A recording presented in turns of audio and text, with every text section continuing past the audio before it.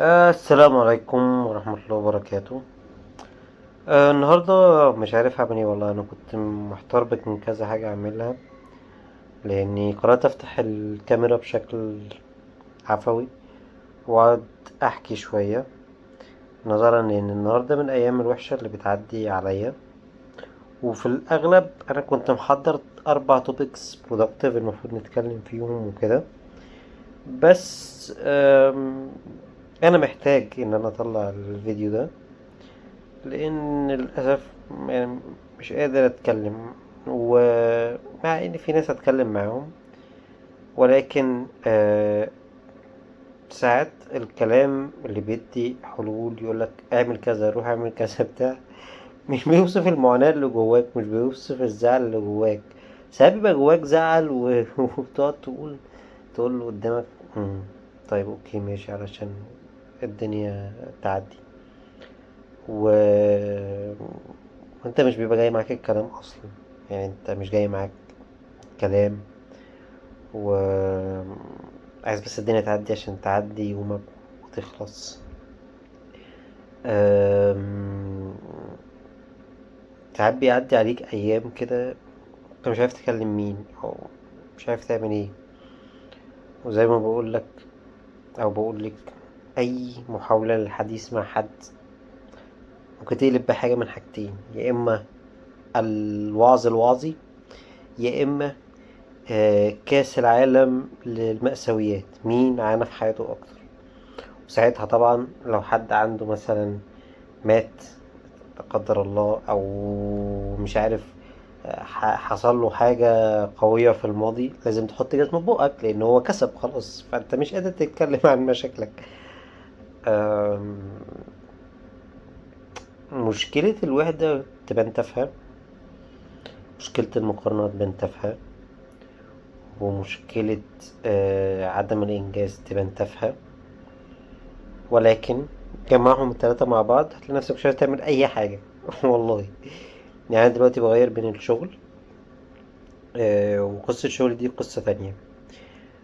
ممكن أحكي باختصار، أنا مش عايز أخش في تفاصيل نظرا إن أنا مش عايز أبقى تريسابل، يعني عايز أبقى أحكي بالطريقة اللي أنا عايزه. بس أنا شغلي كان يتضمن سفر، وسفر بهدلة، وللأسف سبته لأن حياتي باظت، وبقت اللي جاي منه مش زي المجهود. طبعا ليه وازاي تعمل كده وبتاع، ونزلت حاولت في كذا حاجة وما توفقتش. فأكيد بفكر أرجع. وفي نفس الوقت قدمت في حاجة أنا كنت عايزها تقبل وما قبلت، واتقبلته في الآخر، وبرضو مفيش حاجة بتتقدم ما تفهمش ازاي أصلا. آه، ده الوين اللي انا كنت عايزه. اكيد انا عندي حاجات تانية بعملها في حياتي، زي ان انا بحاول اتعلم اسباني، وبالفعل انا بدأت، وهنزل لكم فيديو عن تعلم اللغة وكده، وان انا بلتزم الجيم والرياضة. و عشان كل ما افتكر الشيخ كده عوض وهو بيقول لك علموا اولادكم في الرياضة.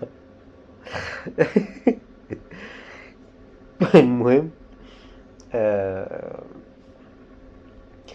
وحاطط سيستم لنفسي، بقرأ كتاب، آه كتاب اسمه اتوميك هابتس، برضه هنزل لكم كلام عليه. المهم ان انا بقدم في شغل، حاطط اتجاه كويس. طبعا آه، بحاول ان انا اظبط الشغل واعمل واظبط الدنيا. يعني انا مش ساكت. حلو. بالمناسبة انا مريض، يعني كنت مريض اكتئاب وكده، و ودي قصة برضو تالتة نتكلم فيها بعدين. المهم، آه، الكاتاليست الموضوع موضوع الوحدة. واحد بيحاول يمشي في خطوات الجواز، بيعمل اللي عليه، وبيقابل مثلا بين المجتمع. انا عايز اشبه المجتمع بحاجة. المجتمع عامل شبه ايه؟ شبه آه، شبه الزقلة، واحد قاعد على رئيسه. مجتمع عامل شبه الهاي سكول الامريكيه اللي بحاول حد بيتفرج على مسلسلات زمان، او عموما مش هتفرق المدارس العاديه بتاعتنا. It's a popularity contest. Life is a popularity contest. بس بالذات الجواز هذا النوع من الحاجة. popularity contest يعني ايه؟ يعني من الآخر مفيش حد هيجي يقولك انت بارد، او انت دمك تقيل، او انت فقير. بس هما هيتعاملوا معاك بالمنطلق ده. يعني لما تروح تكلم حد هيبتدي يطلع اي حاجة علشان ما ايه يلف حوالينه. سيبك بقى من انت انسان كويس، انسان بتحاول، وانسان مجتهد، وانسان نيلة شايل خرا. لا لا، هو الناس ليها ريزلتس بس. جزء من اللي خلاني اعمل يوتيوب شانل ان فعلا مفيش حجر عن ان انا اطلع اهري كده مثلا. لا، ده اهري لي 6 دقايق دلوقتي، فانا اقعد اهري، ولو حد اتفرج اتفرج، محدش اتفرج خلاص. مفيش حجر عليه. حلو. تيجي تنزل الشارع تلاقي كله عائلات، والناس كلها ايه؟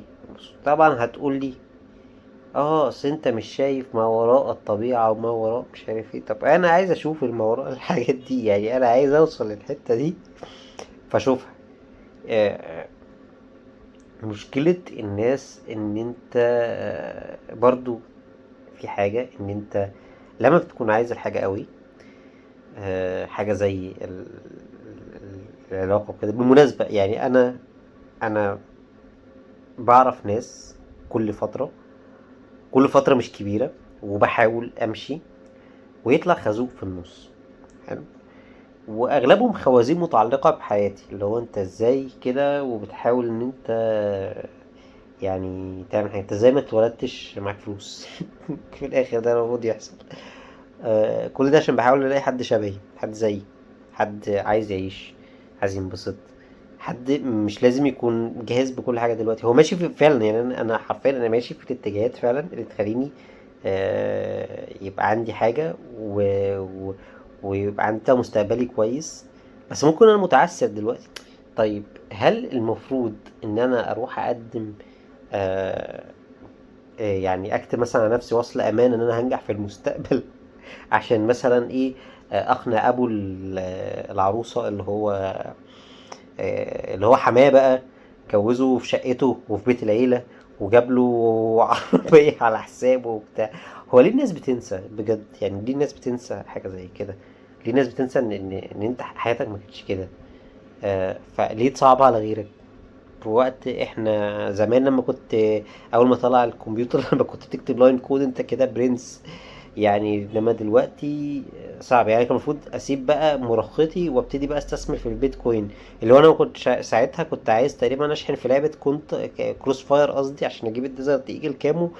وكان تقريبا بتعمل مناورات بقى مع ناس بقى جروبات وتنزل ويتنصب عليك وكده. ده المفروض كنت استثمر في البيتكوين ساعتها، ولا المفروض كنت اعمل ايه بقى؟ هم؟ في جيل كان بيتخرج يسافر. يعني بجيل كان حرفيا كندا لو رحت فتحت عربية فول في التلج تعمل ايس بوبستيكال جرين برجر. آه، انا الموضوع مضايقني و... ونازل في الشارع متضايق، مش قادر ان انا اخرج ومش قادر اكلم حد لان في ناس. يعني انا اغلب الناس اللي حواليا على فكرة زيي. بس الفكرة كلها ان هو طبعا في الصبر وكده. وعلى فكرة قبل ما حد يقول حاجة انا بصلي. انا بصلي ال5 صلوات ومؤمن بربنا ومؤمن بكل حاجة. بس الاحباط ده مش هيطلع حد بكلمتين كده يقول لك عليه. يعني مع احترامي الناس كلها اللي بتعمل، لان انا بقعد اتفرج عليهم ذات نفسي. بس ما فيش حد بيطلع يقول لك المشاكل اللي بتحصل دي. مفيش حد بيطلع يقول لك كده. كله بيقول كلام يصبر نفسه بيه. انما طبيعي ان انت تبقى محبط، طبيعي ان انت تبقى متضايق، وطبيعي ان في ناس زيي. ما هو لو ما فيش ناس زيي يبقى انا بقى ايه؟ خلاص كده ايه؟ كنت طيب هقعد بقى اعتكف العب على النينتندو سويتش كده وما اعملش اي حاجه تاني في حياتي. ليه بقى؟ لان خلاص انا وان اوف كايند الحمد لله، واتحط في متحف. أم، كنت هنزل عشان اروح ايفنت برضو لاني حاولت. الايفنت اتلغى. ايفنت الناس بتتعرف على بعض يعني عادي، جاذرينج عادي. انا بحاول بعمل اللي عليا، وقد اكون عملت الفيديو ده علشان اوريك يوم في حياة حد بيحاول ينتج، بيحاول يعني يقدم للناس حاجة. طبعا انا قللت وقتي جدا على الانستجرام، قللت وقتي على اي حاجه ممكن تخليني اقارن، بس انا مش هقدر ما انزلش الشارع.